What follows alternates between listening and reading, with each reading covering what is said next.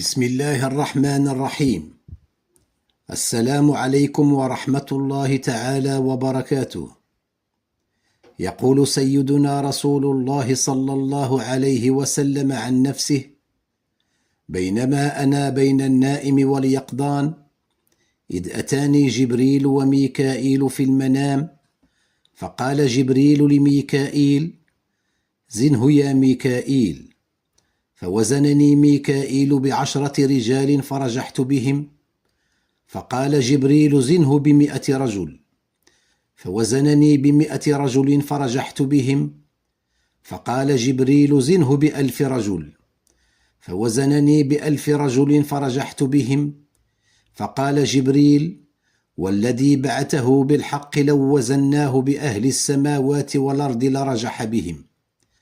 هذا هو محمد صلى الله عليه وسلم. وقف الحبيب المصطفى ذات يوم على جبل أحد، وكان معه أبو بكر وعمر وعثمان. فلما وقفوا على أحد اهتز الجبل، فقال له الحبيب المصطفى: أثبت أحد، فإن فوقك نبي وصديق وشهيدان. هذا هو محمد صلى الله عليه وسلم.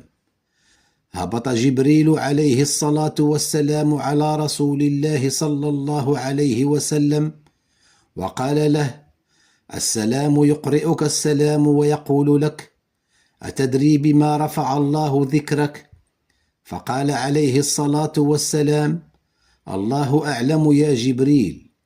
فقال له جبريل عليه السلام: إن الله تعالى يقول لك: رفعت ذكرك يا حبيبي، لأن اسمي لا يذكر إلا ومعه اسمك.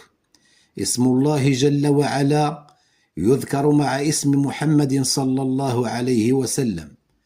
لا إله إلا الله محمد رسول الله في الأذان 5 مرات، وفي الإقامة 5 مرات، حتى عندما ننام على فراش الموت نقول: نشهد أن لا إله إلا الله ونشهد أن محمدا رسول الله. هذا هو محمد صلى الله عليه وسلم. هو النبي الذي أعطاه الله شجاعة موسى وشفقة هارون وإقدام داود وعظمة سليمان وبساطة يحيى ورحمة عيسى وصبر أيوب. هذا هو محمد صلى الله عليه وسلم. هو النبي الذي أقسم الله له سبحانه وتعالى فقال: وعزتي وجلالي يا محمد لو سلكوا إلي كل طريق واستفتحوا علي كل باب ما فتحت لهم حتى يأتوا خلفك يا محمد. هذا هو محمد صلى الله عليه وسلم.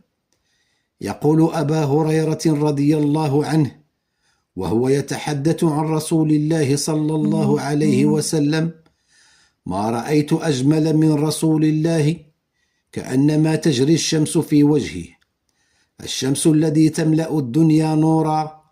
بل والله لو أنك عقدت مقارنة بين الشمس وبين رسول الله صلى الله عليه وسلم لوجدت أن الرسول صلوات ربي وسلامه عليه أعظم وأجمل من الدنيا وما فيها. ليس فقط من الشمس، حتى إن الله جل وعلا قال عن الشمس: سراجا وهاجا. وسمي الحبيب محمدا سراجا منيرا. هذا هو محمد صلى الله عليه وسلم. يقول علي بن أبي طالب رضي الله عنه وأرضاه: عندما دخلت لأغسل رسول الله صلى الله عليه وسلم لم أستطع أن أخلع قميصه من شدة النور الذي غطى عيوننا، فظل لابسا قميصه، وكنا نصب الماء على القميص ونغسل الجسد الطاهر الشريف بالقميص. سأله ابن مسعود رضي الله عنهما: من يصلي عليك يا رسول الله؟ فقال صلى الله عليه وسلم: إذا غسلتموني وكفنتموني فدعوني على شفير القبر ساعة وحدي، فإن أول من يصلي علي هو الله رب العالمين. أي شرف هذا! ثم يصلي علي جبريل وميكائيل، ثم يصلي علي إسرافيل وملك الموت، ثم ادخلوا علي جماعات وفرادا وصلوا علي.